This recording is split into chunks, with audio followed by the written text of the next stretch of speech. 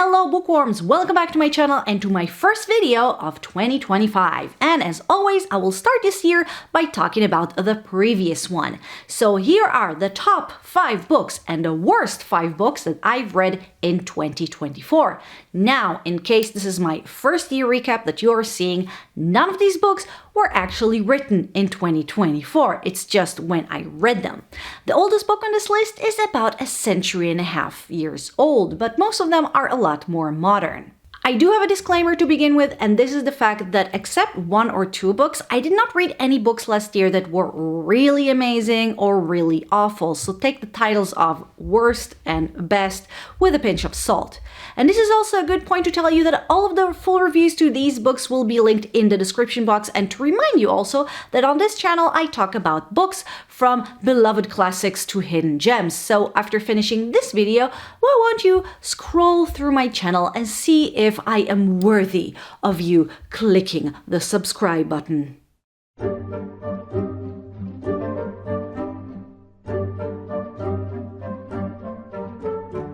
Okay, so let's start with the 5 best books that I've read in 2024 in no particular order, so let's just start with Lock Every Door by Riley Sager. This is a horror thriller about a young woman who gets a job as an apartment sitter in a really fancy New York building when she starts suspecting that something strange and probably nefarious is going on there. This book was surprisingly good. I went into it expecting either a fun thriller or maybe a stupid one, but this one was really good. Not only was it a thrilling thriller, but it also has a great underlying subplot about class inequality, but done really nicely, realistically, and subtly. But mostly, this was a well-written, thrilling, fascinating thriller. Next, we have Chase Darkness With Me by Billy Jensen, which is a true crime non-fiction book. I don't read often non-fiction, but I find true crime and the psychology of criminals and the process of solving mysteries, I found them fascinating. And this book follows Jensen, an investigative reporter, as he goes about trying to help the police solve crimes. It is mostly about the process of a regular person, who isn't a policeman, and how he approaches these mysteries, which is really interesting. But the underlying reason for writing this book was the death of his friend and colleague Michelle McNamara, who passed away unexpectedly while trying to find the Golden State Killer, who was indeed caught years after her death. This absolutely riveting book is a celebration of good people trying to help law enforcement get justice. It is interesting and uplifting at the same time, and I am sure Michelle McNamara would be proud. Next, we have the last book I've read in 2024, and you will be able to watch my full review of it next time, and it is Uncle Silas by Sheridan Le Fanu. This is a 19th century Gothic novel about a young Maud who has to move in with her mysterious uncle after a tragedy, and despite being surrounded allegedly by her loving family, strange things start happening which makes Maud believe that she isn't as safe as she should be. This book does require some patience, but it was so interesting. If you always wanted to read these Gothic novels with a young, innocent protagonist locked in a castle by an evil count or something, but you also hate stupid characters, especially childlike women, then you should read and probably would enjoy Uncle Silas. Always on the verge of horror, despite having its ups and downs, this novel will fascinate and also creep you out.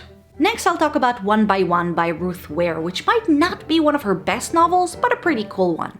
I told you there will be a bunch of middle books here. Based on one of my favorite classic thrillers, this book takes place at a ski resort where the employees of a startup company are having their team vacation. Things take a turn for the worse when they get stuck in a snowstorm and start dying. This detective book was quick and fun, and I really enjoyed reading it. Again, it wasn't the best thriller ever, and it has its flaws, but it was a cut above your usual thriller. It has interesting characters, a compelling mystery, and an actual detective element where something happens and both you and the main characters try to solve it. And lastly, we have the brilliant A Declaration of the Rights of Magicians by H.G. Parry.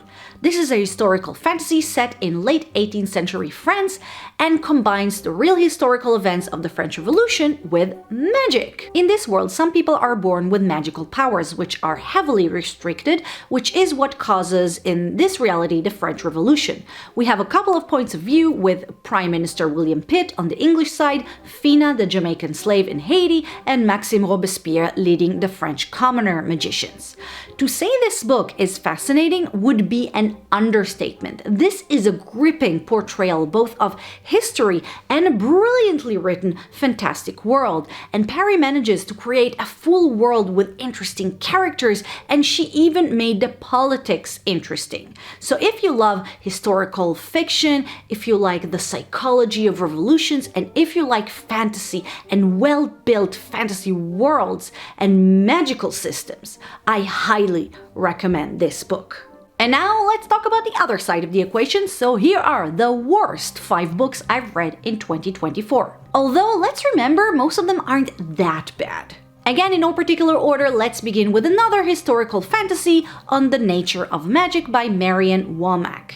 This one takes place at the start of the 20th century and follows 2 female private detectives. One of them believes purely in the scientific method, while the other believes that there are other forces that science cannot explain. And when strange things start happening in France that seem to suggest the supernatural, the girls are on the case.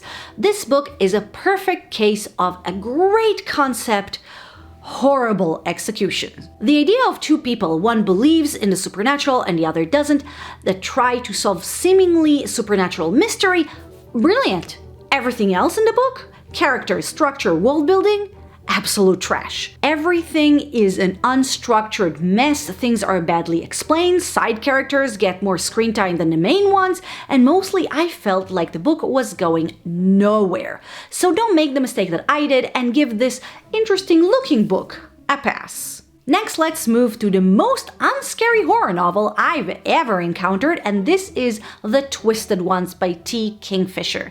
In this book, we have a woman who stays at her late grandmother's house to sort out her belongings and slowly realizes that there are some evil forces about. Now, this book is not very bad. In fact, there were a couple of things in it I really liked, mostly the protagonist.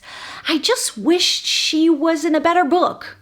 Other than some bad storytelling issues, the book is mostly simply really not scary. There is zero danger. Imagine a creepy creature staring at you, and then continuing to stare and not doing anything. The first moment is creepy because it's full of promise, but after the 3rd time it happens and does absolutely nothing, it starts losing its effect. So even though I would recommend this book for people who get scared super easily, or maybe younger people, this wasn't an effective nor a very good book. Next, let's talk about A Film with Sophia, a book I recently discovered was not translated to English yet. So if that is the only language you speak, don't worry about it. So this book is about the relationship between middle-aged director Stanley and his 17-year-old star Sophia, who didn't even want to act until Stanley saw her and was enamored with her. This book was written by Dutch author Herman Koch, and much like his other books, he tries to keep you guessing about who the book's villain really is. Was Stanley taking advantage of this innocent young girl, or is something else going on here? And this idea is really interesting. For a short story, not a full novel.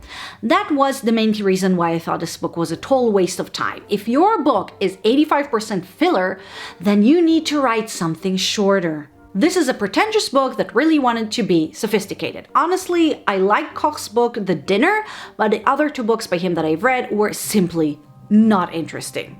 And now, after giving it a lot of thought, the 2 last books on this side of the list are actually the 2 Christmas mysteries I reviewed this year. Bah humbug. Let's begin with Silent Night by Sophie Hannah. This book is a continuation of Agatha Christie's detective novel starring her popular Belgian detective Hercule Poirot and his friend Edward Catchpole.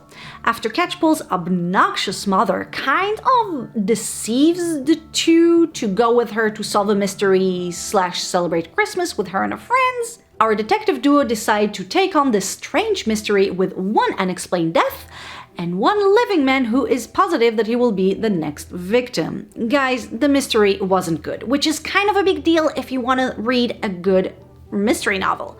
There are other things I dislike here, but mostly it was the lack of a good whodunit structure. There are better murder mysteries out there. And lastly, let's talk about what is no doubt the worst book that I've read in 2024, The Christmas Jigsaw Murders by Alexandra Benedict. This is a Christmas Carol wannabe following an elderly puzzle whiz who hates Christmas, who has to solve a series of murders that all have to do with her past. Yes, this book tries to make A Christmas Carol into a thriller, and fails.